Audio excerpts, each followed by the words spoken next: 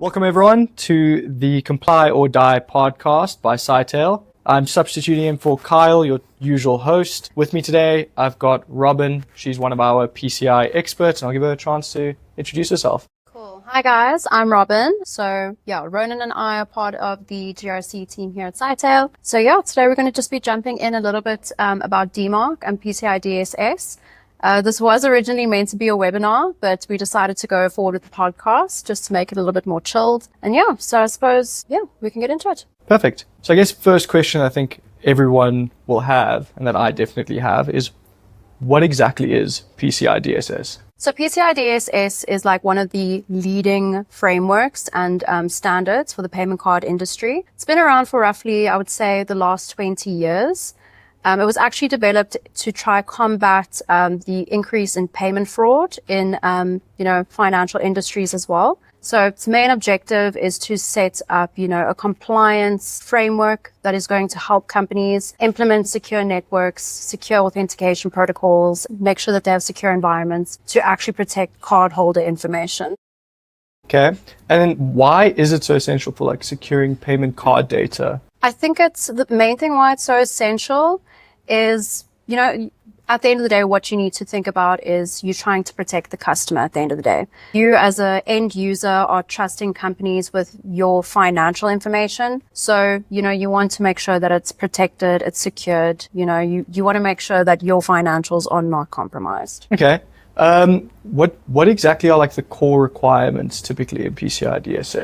So I would say the core requirements generally, and it's basically how PCI is designed as a standard. The core requirements there is ensuring that you have a secure network that you maintain, monitor, and test. You need to have quite a good vulnerability management procedure and program within the company as well. And secure authentication where possible, obviously segment your networks as well. Your PCI scope can actually be reduced. Customer data to be sitting with your cardholder information as well. So you reduce your systems, you reduce the risk, basically there. Okay, and then a couple of questions I always got on PCI DSS. I get sometimes customers, only 10 employees, and they're asking, is PCI DSS even relevant for me? They've had a prospect ask about it. They start asking me, I don't know if it's actually relevant. Yeah. Is it important for my company to do it? When would a company of only 10 employees, when would it be necessary for them? So I would say as a general rule for PCI DSS, a company that stores, transmits, or processes cardholder information, PCI applies. So the main thing there is it doesn't really matter how small your company is in terms of your employee headcount. If you are touching that information, you need to be compliant. Okay, so if I come into contact with cardholder data, that's the main thing there. So if you are a payment gateway, if you are storing information like cardholder information for contracts, you're still holding that information, processing, storing, transmitting it. It applies to you. Yeah. Okay, and then there's also different tiers of compliance within PCI DSS that I've seen. I think majority of the customers I've worked with so far have been on the end where it hasn't really been an audit that they need to undergo. Yeah. But as far as what I've overheard in conversations in the office, there are some customers that maybe would reach a point where they actually need to be audited. 100%. What's the difference? At what size or at what requirement is it that you have to be audited for PCI DSS versus the normal just self-assessment? So you get 4 different levels for PCI, level 1, 2, 3, and 4, literally as that. Level 1 is actually the highest tier. So it will vary a little bit depending on the payment card, issuer and the brand. So American Express, Visa, that kind of thing. But the general rule of thumb is that if you are processing processing more than 6 million transactions per year, that's when you'd go into an audit. For the other levels, it would be anything from, there's different tiers as well. So for anything below a level 1, so level 2, 3, and a 4, you would do the self-assessment questionnaire. But you'd actually see there are some companies that are maybe a level 2 that are interested in doing an actual audit because they've got a prospect asking for it. So it will also sometimes be on a case-by-case basis, but the audits itself are quite a hefty sum themselves. So sometimes you need to feed off what is going to be the most applicable for your business case. Okay.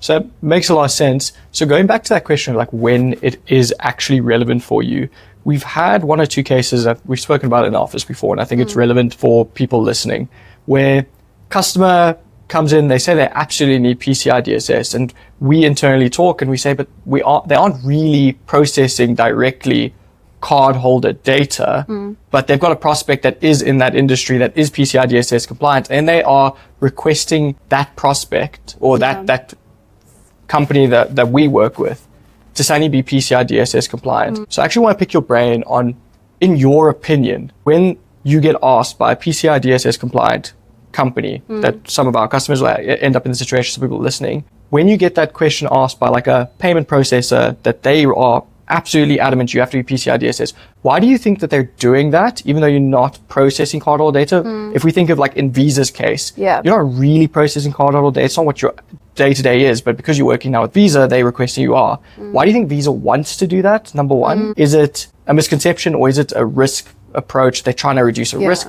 Why do you think that happened? Because it's a question that I've battled with. I think it's something that's actually come up like with our clients and like our team as well quite a bit. So I think as a general rule of thumb, how we always kind of learned is that, you know, just because you're working with a company that is PCI DSS compliant, even though you're not touching that data, you're not dealing with it directly, we would often say to clients, maybe PCI doesn't really apply to them. But I think amongst like doing a lot more training, doing a lot more like, you know, different certifications that we've done within the team, I've actually also been exposed to a lot more like situations where it actually does seem from PCI DSS itself, like it's actually a requirement, just for that extra layer of protection. So even for you as a third party processor or a third party vendor for a client that is a payment gateway, you might not actually touch that data that they deal with. You might, you know, be a web designer for them. You could be, you know, who knows, it's different use cases. But I think it is just a very good process that a lot of companies are putting in place to make sure that their third parties and their vendors also have a good compliance program. So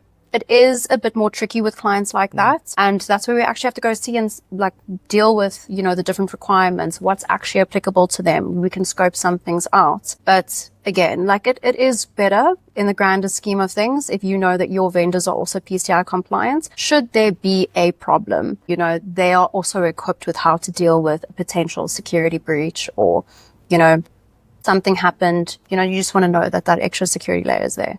So it does sometimes feel like a bit of a tedious task and quite a big project to take on. But yeah, my mind's actually just been changed by it in the last couple of months. You know, as a blanket thing, we used to say PCI DSS doesn't really apply to you, but upon a bit of further research, seeing the value in it. Yeah, my opinion always was also, if you are touching, I would say, if you're transmitting, storing, like we always understood it, payment card holder data, then it's relevant to you. If your core business process isn't to do that, I used to always have this blanket approach.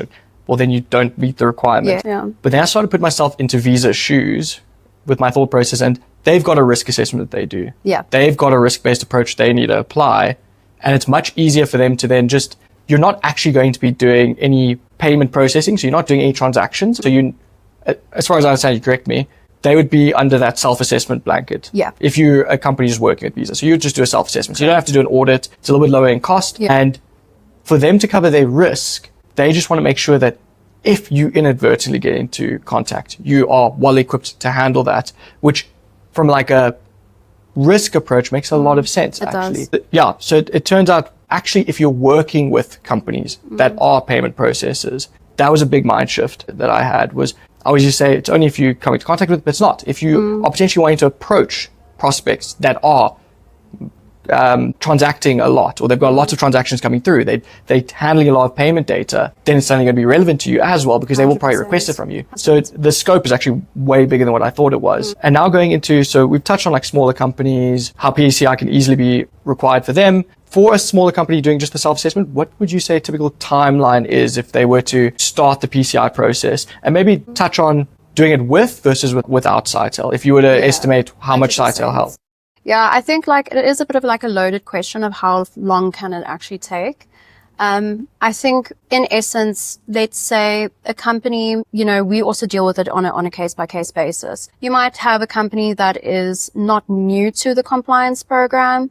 They've done something with maybe other, you know, in their own capacity, and they actually come quite prepared. You know, they know exactly what's going on with their networks. They've segmented their environments. You know, that's a lot quicker. You know, that can be I would say anywhere from 8 weeks to 12 weeks of a process, to really make sure you nailing it down quite nicely. But, we do have other clients that don't know anything about PCI DSS. It takes a bit longer to really understand, what does their environment look like? How are we isolating, this kind of data from the rest of the data? So it's almost like, it's a load of questions, almost like how long is a piece of string?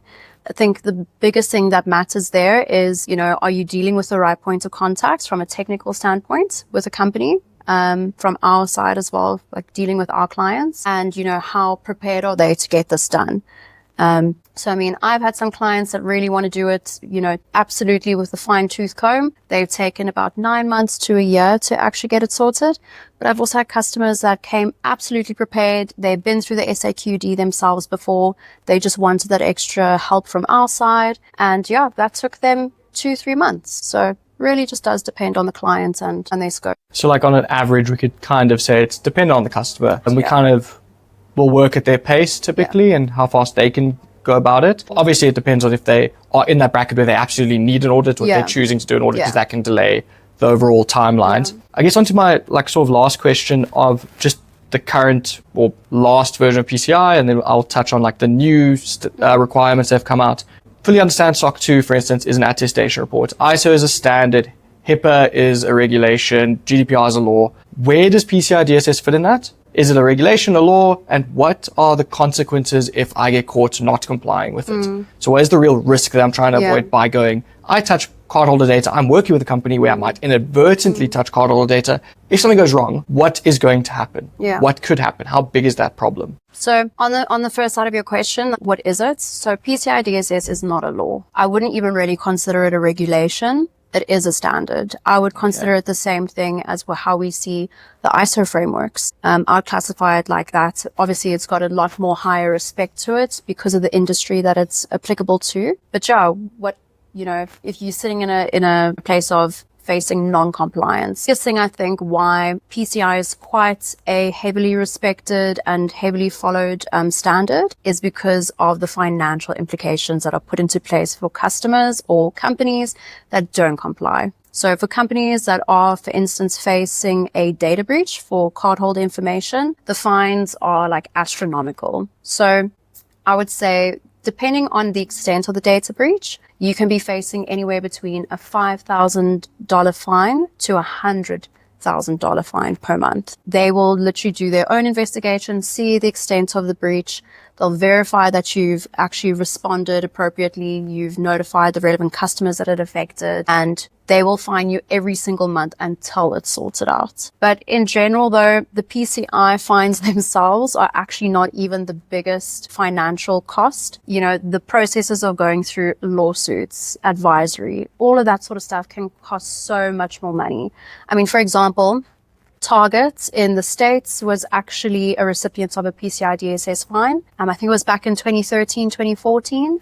But they paid roughly, I want to say almost $19 million in settlements, $200 million in legal charges. So I think if you can imagine there, the costs associated with not being compliant in the case of a data breach can literally shut a company's doors down. Wow. Definitely on the side of consequences, you take into the consideration of how much site costs. It's nowhere near $19 million. No, not at all. Probably a worthwhile investment when you look at the numbers. Definitely.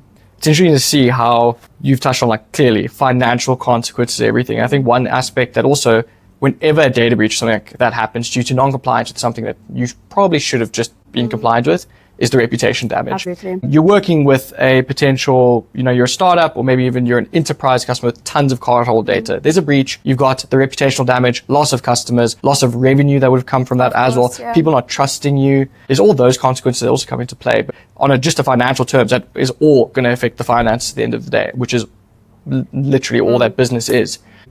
Quite interesting to see how big of an impact it can actually have. Yep. So then, touched on PCI, I think everyone now is fairly clued up on who's it relevant for. It's, what the scope actually looks like, what the timelines look like.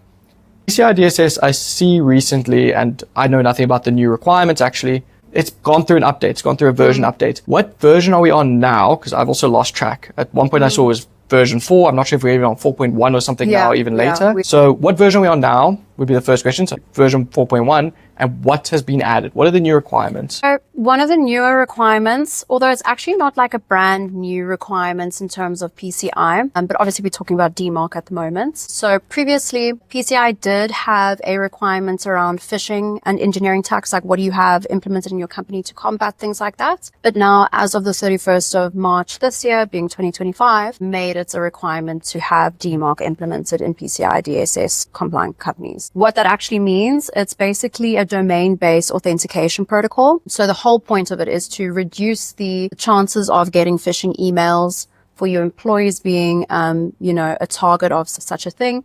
Obviously, the point of what a malicious actor is trying to do is to breach the system and gather this data. So as of the 31st of March, it is now a requirement for PCI to have this implemented in companies. A lot of, I think, CTOs, people in IT are not going to be unfamiliar with the term at all. I think when when Scytale's pen testers also do their thing, it's often a finding for some of our clients as well. So, we're SOC 2 clients, ISO clients. But yeah, it sounds a lot more daunting than it actually is, but it's really, really not. At the end of the day, what DMARC is, it's basically authenticating what emails are going in and out of your company's domain and ensuring that you are blocked from senders that are not approved. That's essentially what you're trying to mitigate here. Yep. I had also a customer, and this is just for overall oversight, the actual implementation process for their DMARC. So when they started switching on their DMARC, they were actually by another consulting company, an IT service provider, recommended that they actually needed to switch it on. It would block quite a lot of emails because of it, and they had to switch it back off because it was blocking emails from people that they know shouldn't be blocked. Yeah. And I think that's where it's like a PCI is trying to create this cycle of everyone should have it on, and if in an ideal world, if everyone has DMARC on, then only those approved emails are going to start coming through. No one's going to get blocked that shouldn't be blocked. But you've got situations where some people have it off, some people have it on, and it's blocking emails that you don't want blocked. But yes, it's something that does pop up a lot with the Scytale penetration test that happens. It's interesting, people overlook phishing as a risk quite often. They're like, my employees won't ever touch a link or something like that. It's actually interesting to see some companies that do a phishing test or an internal network penetration test, something like that, to see what if someone did have a successful phishing attack, what could they get out of? It's scary to see how much damage can actually be had and how many employees actually fall for it. The percentages are way higher than what you typically think. If you think if I think now, if I got an email, I think I'm pretty good at not falling to phishing. And it seems like such a small thing to just switch on. It doesn't seem like, it's a big risk.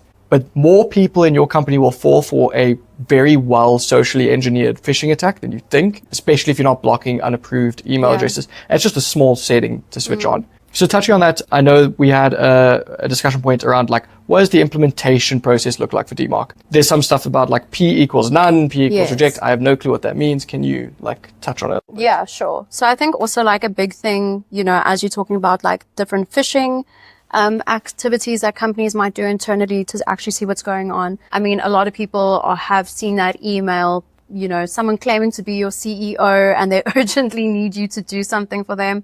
Or, maybe it's someone from a vendor claiming that they urgently need, a transaction approved or a wire transfer to be facilitated. And it's always something about the sense of urgency that they try to get people off guard with. But it has matured a lot more. So sometimes it is something that looks like a lot more of a mature email, and it could be, a log page that's been attached within an email. It's just a link, and literally one letter is actually off. I mean, no one goes and looks at the whole string within a link. There's one little thing that's off, and that redirects you to somewhere you actually don't need to be. So I think the biggest thing there about DMARC and the implementation is what a lot of people don't actually think about is that you need to first see how your domain and how your employees and the email senders behave. You first need to actually monitor, okay, who are usual senders? Who are the normal kind of emails coming through from? For instance, you're going to think about your clients. Okay, we want to be getting our emails from our clients. We want to be able to send them emails. So the biggest thing there, you need to monitor the system and actually just get a feel